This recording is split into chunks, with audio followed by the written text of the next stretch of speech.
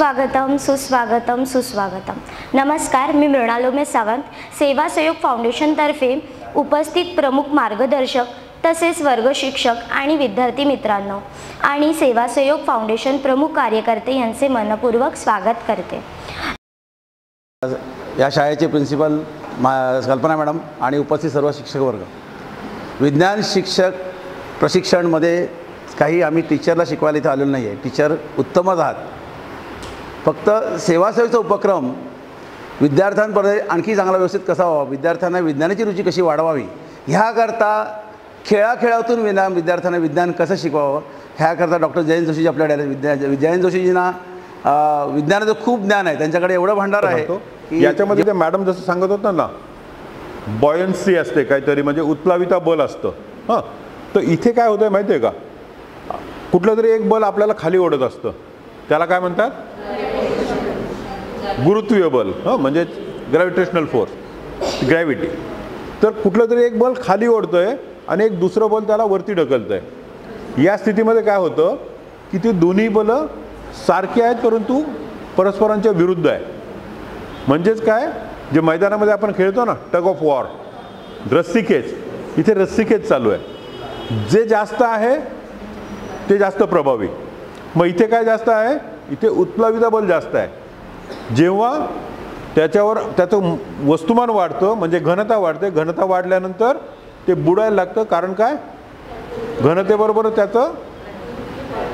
त्याचं म्हणजे जो ग्रॅव्हिटेशनल फोर्स आहे compare to buoyant force is more, that's why it is a comparison of forces किंवा balancing of forces. Again centre of mass, हां, centre of मासचे बरेच आहे, आपण स्वतःही बनवू शकतो। This is balancing toy, this is another balancing eagle.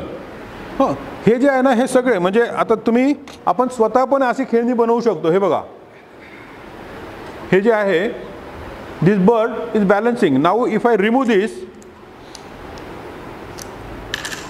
it will not get balanced, it will fall down. Why?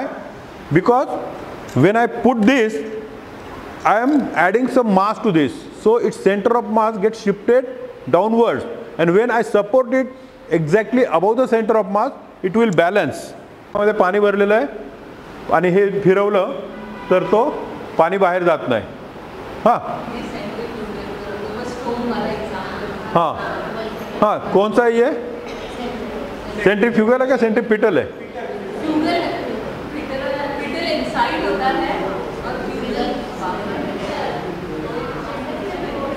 Centrifugal और centripetal, petal है। How do you tell that, means how do you prove that which one is petal and which one is fugal? भागातल्या मुली असतात त्यांचे केस नैसर्गिकरित्या लांब असतात, त्या कापत नाही, त्या ज्यावेळेस फुगडी खेळतात त्यावेळेस तो फुगडी खेळताना ती वरती होते। आपण ही कोणती क्रिया करतो, घुसळण्याची क्रिया। हां, आपल्याला ते आपण करत नाही, त्याच्यामुळे आता ते घुसळणं मिसळणं शब्द पण गेले, वापरत नाही, त्याच्यामुळे ते अस्तंगत पावले। तर जी घुसळण्याची क्रिया असते त्याच्यात देखील ते जे लोण्याचे कण जे असतात ते वेगळे होतात त्या ताकापासून, तर ती देखील सेंट्रीफ्युगल। तुमच्याकडे वॉशिंग मशीन असतं, त्या वॉशिंग मशीनमध्ये ड्रायर नावाचं एक कंपार्टमेंट असतं, त्याच्यामध्ये छिद्र असलेला एक मोठा ड्रम असतो, liquefied, but if you release it, it will again become gas. तो अभी देखो इधर बहुत बड़ा मतलब जो है ना पैरिटी है, हम लोग बोलते हैं लिक्विड पेट्रोलियम गैस, मतलब एक ही स्टेज में वो दोनों भी कैसा है, लिक्विड भी है और गैस भी है। वो जो सिलेंडर में रहता है ना, वो टाइम वो लिक्विड रहता है, जब बाहर आता है तो वो गैस हो जाता है, ऐसा। हाँ, ऐसा क्यों होता है? It is liquefied petroleum gas. Liquefied मतलब हाउ इट इज लिक्विफाइड, हम लोग बहुत कुछ सिखाते हैं ना स्कूल में कि ऐसा एक बॉयल्स लॉ होता है, चार्ल्स लॉ होता है, और ये कुछ किया तो ये ऐसा होता है। और चार्ल्स लॉ बोलता है टेम्परेचर, बॉयल्स लॉ बोलता है temperature remaining constant, the volume of given mass of gas is क्या, डायरेक्टली और इनवर्सली? टेम्परेचर रिमेनिंग कॉन्स्टंट हे आहे माहिती सांगता येईल का? 1 kg is equal to, I am not asking for conversion, किती न्यूटन हे बघायचं. 1 न्यूटन फोर्स लावा याच्यावर, त्याला तुम्ही असं दाबा म्हणजे 1 न्यूटन फोर्स लागेल. बघायचं नाही, बघायचं नाही, बघायचं नाही. 1 न्यूटनला त्याने किती रिडिंग दाखवायला पाहिजे? किती दाखवत आहे आता? बघा आपला अंदाज किती असतो बघा. आपल्याला असं वाटतं 1 न्यूटन म्हणजे काय खूप जास्त. 1 Newton is very small force. आता त्यांनी लावला तो त्याच्या 10 पट लावला. हां, तुमच्यापैकी कुणीतरी या पटकन या, करून बघा. मी तेच सांगतो, असं त्याच्यात लाजण्यासारखं काय, करून बघा.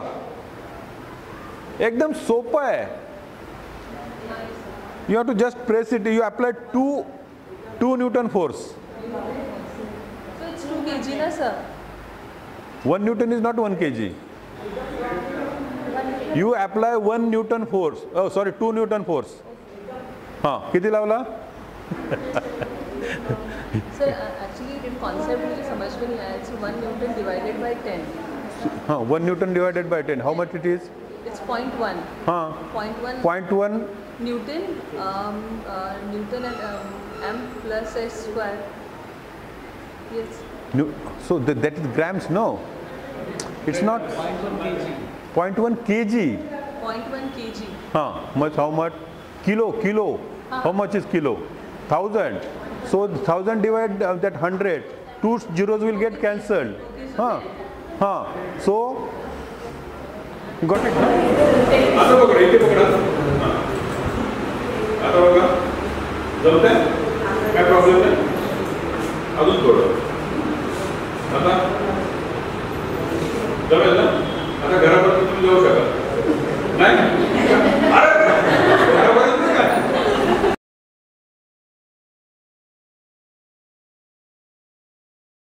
रात्रीपर्यंत आपल्या जीवनामध्ये सायन्स असतं. फक्त ते आपण शोध घेतला पाहिजे आणि एक त्याचा सायंटिफिक जी भाषा आहे ती नक्की शिकायला पाहिजे. कारण विज्ञान ही प्रमाण भाषा आहे. प्रत्येक भूगोलाची पण वेगळी भाषा असते, परंतु विज्ञानाची भाषा प्रमाण एकदम खूप प्रमाण आहे. आणि ते शब्द जर आपण वापरले तर आपलं बोलणं प्रभावी होईल आणि विद्यार्थ्यांसमोर बरोबर. कारण आजचं मुलं जी आहेत ती वेगवेगळ्या क्षेत्रात जातात आणि सायन्स मध्ये असतात. मग त्यावेळी जर आपण ह्या ज्या कन्सेप्ट आहेत ते त्याला एवढ्या क्लिअर केल्या तर तो नक्कीच त्या ज्या क्षेत्रात त्याने काम केलं तेव्हा तो आपल्याला आठवेल. कारण त्याचं बेसिक कन्सेप्ट आपण क्लिअर केलेलं असेल आणि जर बेसिक कन्सेप्ट क्लिअर असेल तर तो पुढे नक्की भरारी घेईल. त्यामुळे आपल्यावर खूप मोठी जबाबदारी येते. आणि सर, तुम्ही आज जे मार्गदर्शन केलंय त्याने मी ती जबाबदारी पेलण्याची माझ्याकडे नक्कीच आज ताकद आहे. त्यामुळे मी सेवा सहयोग फाउंडेशन आणि जोशी सर यांचे खूप खूप आभार मानते. थँक्यू. आज सरांनी आपल्याला चांगल्या प्रकारे मार्गदर्शन केलं त्याबद्दल सरांचे आभार. आपल्याला पण सायकोलॉजी पण चाइल्ड सायकोलॉजी माहिती असते की आपण कधी माध्यमिक किंवा प्राथमिक शाळेमध्ये जे ज्ञान दिलं जातं ते आपल्याला शेवटपर्यंत काम नाही. जसं तुम्ही जेव्हा आता डेमॉन्स्ट्रेशन करत होते तेव्हा मला माझ्या शाळेचे दिवस आठवले की आपले जे शिक्षक आहेत विज्ञानाचे संकेत सर म्हणून होते. तर त्या सरांनी जे काही डेमॉन्स्ट्रेशन वगैरे दिले किंवा त्यांनी पुस्तकातून जे काही शिकवलं एक्झॅक्टली तसंच फील आज मला या ठिकाणी आला.